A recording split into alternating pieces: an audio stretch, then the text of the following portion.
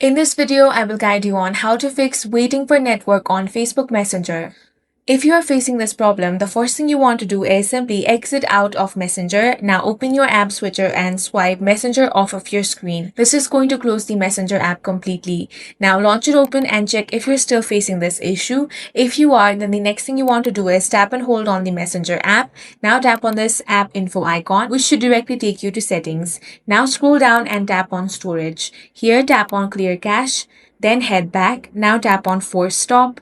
Tap on OK. Once that is done, head back. Now open Play Store or App Store. Here you want to search Messenger. Now if you find an update option, tap on that and update the app to the latest version. Once it has been updated, open the app and now this issue should be fixed. That's all for this video. If you found it useful, make sure to hit the like button and subscribe for more videos like this.